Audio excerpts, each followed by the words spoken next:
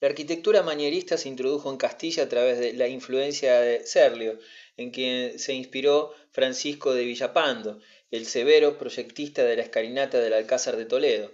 La frialdad de las formas manieristas culmina en el proyecto de El Escorial, 1563, obra de un antiguo aparejador de Miguel Ángel, Juan Bautista de Toledo, planificado según el esquema milanés de la planta en cruz, inscrita en un cuadrángulo y con torres de esquina. En el Escorial no sólo se prescindió de los ornamentos, sino incluso de los órdenes clásicos, excepto en la portada, donde un falso pórtico embebido debía señalar el eje de penetración. El gris de la piedra berroqueña, aplicado en sus formas cristalinas y al ritmo impertérrito de sus ventanas, subraya el carácter duro y glacial del monumento. Solo lo animan los chapiteles de las torres, idea personal de Felipe II tomada en Flandes, cuya silueta oscura y punzante sería adoptada como leitmotiv por los campanarios castellanos. El Escorial, Juan de Herrera, quien difundió el severísimo estilo en obras como la geométrica y rígida Lonja de Sevilla, la iglesia de San Vicente en Lisboa, construida por Filippo Terzi, inicia la arquitectura manierista en Portugal. En Francia, un manierismo incierto todavía, mitigada su austeridad por las sonrientes fachadas pobladas de estatuas, aparecen edificios como el nuevo Palacio del Louvre, levantado por Pierre Lescot, que los deliciosos relieves de Jean Guyon enriquecieron. Tras Lescot, Philibert de Leorme, inspirado en Serlio, intentó implantar un formalismo metódico que fue llevado a cabo sobre todo por el colosalista Jean Bouland, enamorado de las columnas que cubren toda la altura de las fachadas. Respecto a la escultura, Gaspar Becerra introdujo en Castilla la artificiosidad manierista, mientras Bautista Vázquez buscaba ya un nuevo naturalismo. En Francia, tras el impacto italiano de Rosso y Primaticcio, trabajó el mencionado Jean Guyon, cultivador de un canon esbelto, sensual y delicado, instituyó las formas helénicas que no conocía e hizo gala de una gran habilidad en el grafismo complicado de los pliegues. Germán Pilón, autor del Mausoleo de Enrique II, fue un realista de alta calidad que sumó a la maestría italiana, al porte noble y a la síntesis clara los recursos emotivos del claroscuro y la nerviosidad de Klaus Luther. La pintura manierista entró en España con el citado Gaspar Becerra, cuyo estilo recuerda al de Giulio Romano. El melancólico, elegante y frío Luis de Morales, llamado El Divino, hace pensar con su deformación esbelta de las figuras y con sus perfiles cortantes en el Permigianino. También adoptaron el nuevo estilo retratistas como el flamenco Antonis More, llamado Moro, y Pantoja de la Cruz. En Valencia, Jean Massip, conocido con el sobrenombre de Juan de Juanes, imitaba el estilo de Rafael, combinándolo con el gusto manierista por el arabesco rebuscado, las penumbras, la melancolía y la exageración de los estados emotivos. En Francia, tras los italianos Rosso y Primaticcio, que también eran pintores, los holandeses Jos van Cleve y Jean Clouet, el hijo de este, François y Cornel de la Haya, crearon un retratismo aristocrático, refinado, exacto, minucioso, decorativo. A principios del siglo XVII, Poussin y Philippe de Champagne compondrán todavía dentro de un rigor manierista. En los Países Bajos, el manierismo había desposado los gustos tradicionales con la exactitud y la limpidez. Así, Lucas de Leyden mezclaba ecos de Mantegna y de Durero en un arte rebuscado y complejo, fantástico hasta el surrealismo. Caso aparte, quizás identificable con el manierismo únicamente por lo que su pintura tiene de explosión de lo popular contra todas las convenciones, fue Pieter Bruegel el Viejo, delicioso costumbrista dado a los panoramas y a las visiones de la vida colectiva, como kermeses, patinadores, acontecimientos cívicos y escenas anecdóticas o satíricas, con un sabroso colorismo aplicado a un diseño inesperado, con ángulos de visión inéditos de una gran imaginación. En Alemania, el arte figural refinado, exacto, minucioso y decorativo que podía apoyarse tanto en la obra de Durero como en la pintura neerlandesa dio figuras de una gran perfección formal, como por ejemplo el retratista Hans Baldung Griegen, En la misma dirección, pero rayando a mayor altura, se orientó el suizo Hans Holbein, que trabajó también en Inglaterra, donde llegó a ser considerado como el pintor nacional. La expansión del manierismo en esta última nación dio lugar a un estilo muy característico, denominado isabelino, cuyos monumentos arquitectónicos más representativos fueron las residencias señoriales campestres, centradas por un hall de doble altura, separado de la entrada por un tabique de madera. Novedades de la época fueron las loggie florentinas y las bay windows, ventanales en forma de tribuna, a base de tres facetas, que se abrían desde el suelo hasta el techo. Por otra parte, John Thorpe introdujo los temas italianos en las molduras y en el decorado. El barroco, 1600-1700.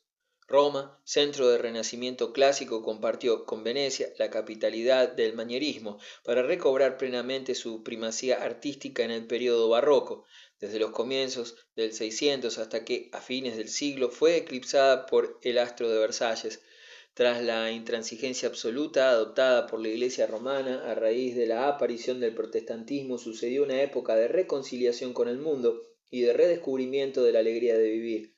Pero no se trató solo de un movimiento de péndulo, puesto que no se regresó al Renacimiento, sino que se creó otro sistema de valores muy diferentes.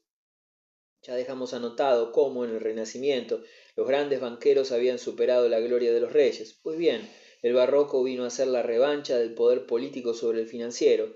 Los pontífices romanos y los reyes, sobre todo los soberanos de Francia, sin duda los más sólidamente establecidos de su tiempo, relevaron definitivamente en el mecenazgo artístico a la alta burguesía, del mismo modo que ésta lo había hecho en épocas anteriores con la nobleza feudal y los monasterios. Los nuevos mecenas arrancaron la antorcha a los grandes burgueses para encender de un modo muy consciente el luminar de un esplendor artístico deliberadamente dirigido a la propia glorificación y al subsiguiente refuerzo de su poder emocional sobre las masas. La personalidad de este nuevo arte residió en los caracteres derivados de su propia finalidad, es decir, la expresión plástica de la gloria y de la emotividad, de modo que sus valores fundamentales no fueron ya los intelectuales, como en el Renacimiento, sino los morales. El siglo barroco fue el siglo de la moral. Pensó y sintió el claroscuro de la grandeza y miseria del hombre. Tuvo siempre presente para ello las situaciones límite, la muerte, el éxtasis, la frontera entre el ser y el no ser. En las obras de arte, la luz y la sombra jugaron como objetivizaciones de una eternidad desconocida y de un destino concreto, de la muerte y la vida, del temor y de la esperanza. Los absolutismos que determinaron en el barroco esta vertiente moral necesitaron reflejar la visión dual del mundo en una síntesis poderosamente unitaria. Esta síntesis fue el espacio, ya no el volumen como en el Renacimiento, sino el nuevo valor del vacío que el manierismo descubriera.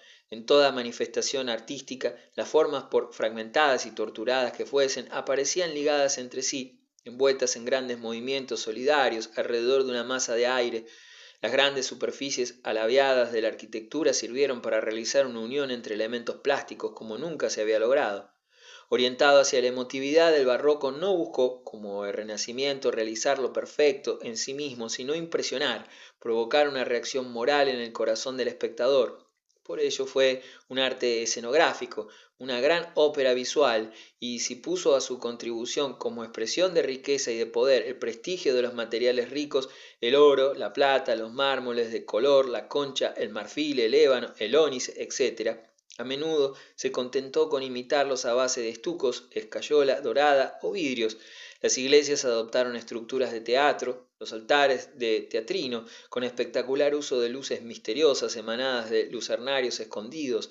En la iglesia de los jesuitas de Amberes llegó a realizarse una especie de espectáculo cinematográfico, puesto que en su altar mayor, en lugar de una sola pintura, hubo una serie de cuadros de Rubens que iban apareciendo sucesivamente. Recordemos, por otra parte, que, si bien el período barroco y su arte estuvieron dominados por el absolutismo de los soberanos, todavía existían algunas zonas en que la burguesía pudo sobrevivir con su capacidad de iniciativa, su realismo y su relativismo, aferrada a un concepto de libertad y encarnando incluso el sentimiento de la dignidad del pueblo. Ello ocurría especialmente en los grandes puertos de Europa, lugares de concentración de la riqueza y de la apertura de espíritu que los intercambios favorecen. Quizás Venecia, tan férreamente dominada por la oligarquía, fuera una excepción, pero conviene recordar que Nápoles, Génova, Valencia, Sevilla, Ámsterdam y Londres constituyeron esplendorosos focos de un arte opuesto al espíritu pomposo y teatral, interesado por la verdad material y social. La iniciativa barroca partió de Roma. La ya aludida iglesia del Gesù constituyó el modelo básico sobre el que se organizó la arquitectura religiosa, que precisaba de la unidad de espacio y de la cúpula, símbolo de poder imperial, para expresar ampulosamente su problemática emocional. La misma iglesia del Gesù fue reformada bajo la dirección de Giacomo della Porta, que le añadió el movimiento de las volutas laterales, la repetición de entablamentos externos, como una falsa perspectiva escenográfica y el fastuoso decorado interior. A partir de este tipo de iglesia, con altar adosado al muro terminal, bajo un cuadro rodeado por pilastras y entablamentos, el barroco evolucionó hacia formas más teatrales. En la segunda mitad del siglo XVII se generalizó el sistema del altar colocado en el centro, bajo la cúpula, con o sin baldaquino, en lo alto de una pirámide de gradas, mientras que se tendía a confundir techos y muros a base de formas más redondeadas. En su intento de eclipsar las construcciones de los particulares, la arquitectura de la iglesia no dudó en buscar elementos renovadores en los propios palacios privados. Así incluso el manierista Maderno, tan severo cuando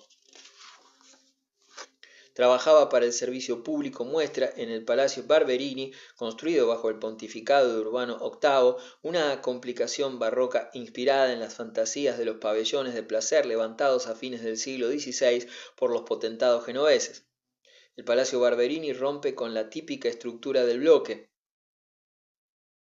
paralelepípedo compacto, propia de los palacios florentinos, y con la duplicidad de las construcciones de Palladio, que, no obstante sus hemiciclos y otras prolongaciones, constituían todavía bloques únicos. Su fachada avanza por los lados, en dos alas, para abrazar el espacio, y su frente aparece succionado por un pórtico profundo que, estrechándose hacia el fondo, conduce al núcleo oval de las escaleras, motivo este último tomado de Serlio y de Paladino. El paso siguiente en la misma dirección está representado por la obra del escultor y arquitecto napolitano Gian Lorenzo Bernini, el verdadero creador del barroquismo.